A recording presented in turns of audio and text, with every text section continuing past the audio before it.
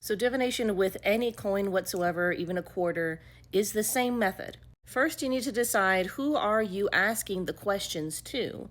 Your God, angels, guardian angels, your spirit team. Before you start spinning the coin, you're going to take as long as you need to make that connection within you so that you can spin the coin to get those answers. If you're spinning it for multiple answers, each time, that whole time, you need to remain connected and channeling where you're getting the answers from. It doesn't really matter who you're channeling. You just need to be channeling something to give you the answers, because otherwise it's just a coin spinning randomly. Second, choose which side is yes and which side is no, and it's going to be that forever. But you need to tell your deity, tell your God, your higher self, which side is which for how you want the answer. Tails is no, heads is yes. Now, the most difficult part of divination with a coin is that you can only get an answer of yes or no. So if you don't know how to identify through channeling to be able to feel if the deity or your higher self is telling you the answer is neither yes or no, it's actually maybe, or you're just not even wording the question correctly, or the question is irrelevant, that's the biggest problem that people come across, because they simply do not understand that fact.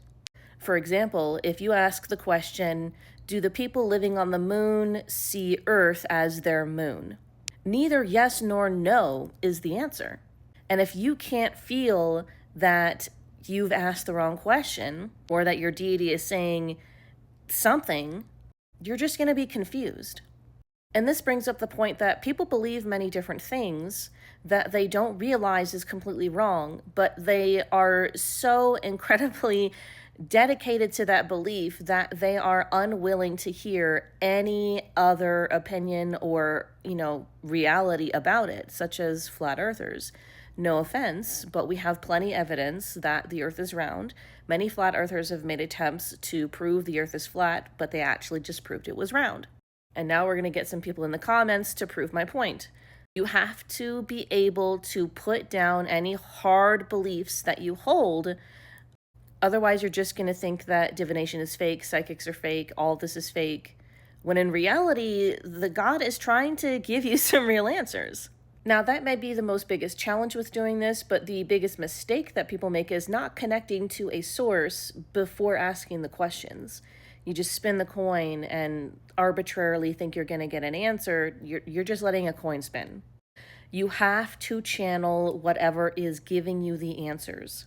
There is no magic in the coin. There is no power in the coin. The coin cannot be connected to a deity or a god forever for you to be able to get the answers by spinning the coin. No, you are channeling that deity, your higher self. So you must make that channeling connection each time you want to spin the coin to get answers. This is why I recommend to people not start with a coin for divination, but to use a pendulum. This is what I'm talking about here, not an Ouija board, this. People also don't realize how many questions you need to ask in order to get an answer for one question that you have. Because if you ask me, will me and my ex get back together this year, and the answer is no, that doesn't mean you couldn't get together next year, or the year after that, or 20 years from now.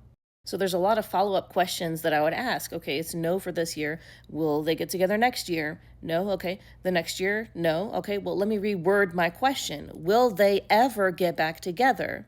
No. Or it may say yes. But you see what I mean by the way that you word the question and think about the question matters. If you don't feel like you're going to have this skill, then the pendulum is better for you. And for those of you wondering, this is why I don't offer coin spins for you to pay me to just spin the coin to get you one answer, because the vast majority of people have their one question is actually 3 questions.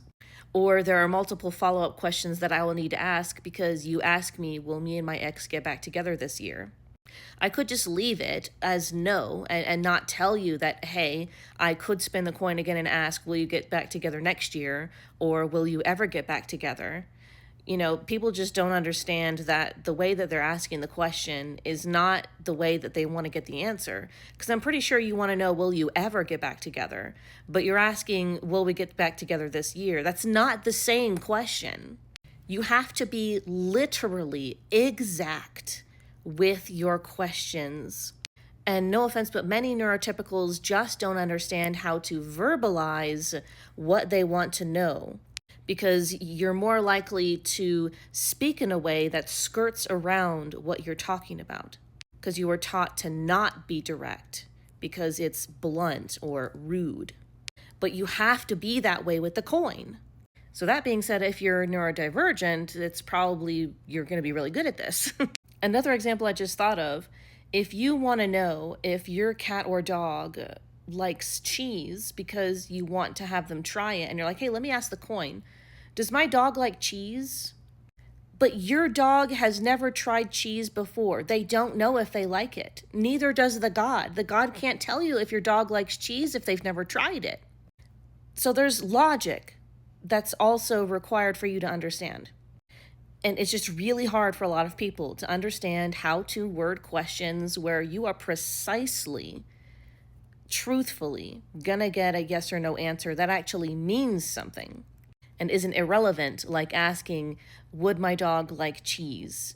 If your dog's never tried cheese, there is no answer until you give your dog cheese and you see, do they like it or not?